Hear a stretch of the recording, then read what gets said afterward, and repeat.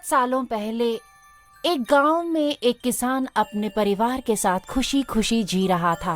उसकी बीवी उमा और उसका बेटा कार्ती। कार्ती 5 साल का था। वो दिखने में नटखट और बहुत ही सुंदर था। उसके पास खुद का जमीन, थोड़े मुर्गियां, थोड़े बकरे, कुछ गायें, कुछ भैंस वगैरह थे।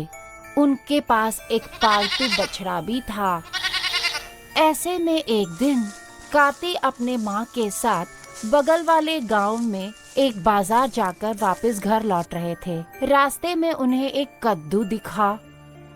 कार्ती ने अपने माँ से कहा कि उस कद्दू को हम ले लें साथ में। उमा ने भी हामी भरी और उस कद्दू को तोड़ने लगी। जैसे ही तोड़ा तो वो कद्दू भाग गया वहाँ से। उन्होंने उसे पकड़ने की कोशिश की लेकिन वो वहाँ से भाग गया। हार मानकर वो वापस घर लौटने लगी। लेकिन कार्तिक के मन में उस कद्दू को घर ले जाने की आशा थी, इसलिए उसने अपने माँ के हाथ पकड़ते हुए धीरे से मुड़कर देखा तो कद्दू अपने आप उनके पास लुढ़कते हुए आया। मामा देखो, वो कद्दू हमारे पास लुढ़कते हुए आ रहा है, ऐसे उसने बोला। तो उमा भी फिर से मुड़कर देखी तो देखा वो कद्दू अपने आप उनके पास लुढ़क कर आ रहा था। तो उमा उस कद्दू को लेने उसके पास गई तो वो कद्दू उसके पास से हाथ न लगते हुए दूर दूर भाग रहा था।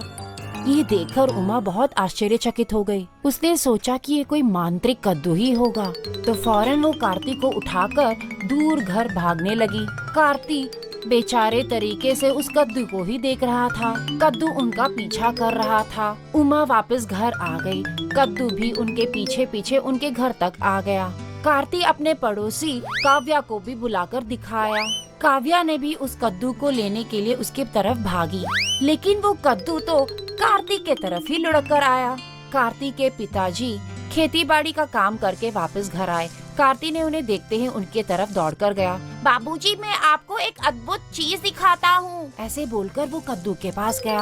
कद्दू उसे देखते ही उसके पास लुढ़क कर आया। कार्ती अब थोड़े दूर जाकर खड़ा हो गया। कद्दू इस बार भी उसी के तरफ लुढ़कते हुए गया। शिवा इस विचित्र कद्दू को देखकर थोड़ा भयभीत हुए। ऐसे कद्दू के बारे में उन्हें पहले ही पता था। वो एक मांसाहारी कद्दू था। वो बहुत ही खतरनाक भी था। वो छोटे बच्चों को ही खाता था, ऐसे उसने सुना था। कद्दू, मुझे बहुत भूख लगा है, बहुत ही भूख, मैं तुम्हें खाना चाहता हूँ, ऐसे बोल के वो कार्तिक के पास गया और उसके पैर को काटने की कोशिश की। फौरन कार्तिक के पिता ने उसे दूर भाग जाने को कहा। कार्तिक ने भी जोर से भागने शुरू किया।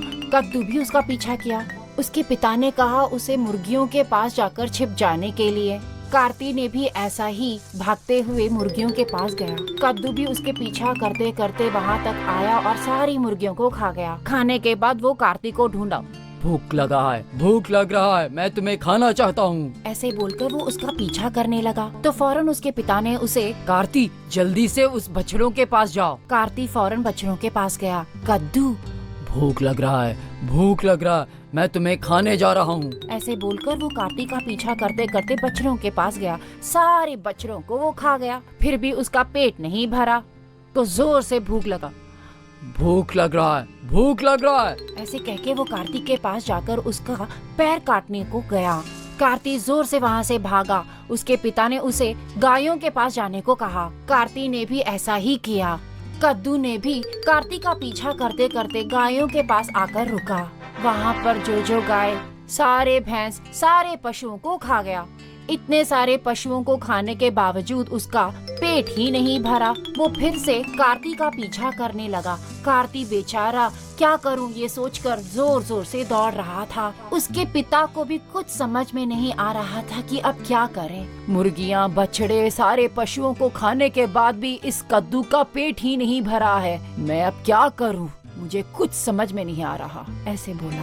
शिवा ने उसके पैर को कस के पकड़कर हाँफने लगा। कद्दू भी धीरे धीरे से कार्तिक के पास ही आ रहा था। इस चीज को उनके पालतू बकरी ने देखा तो फौरन उसने अपने सींग से उस कद्दू को अपने सर में उठा लिया। अब तो कद्दू अच्छी तरह से उन सींगों में फंस गया था। बकरी ने झटका मारकर जोर से उस कद्दू को ऊपर फेंका।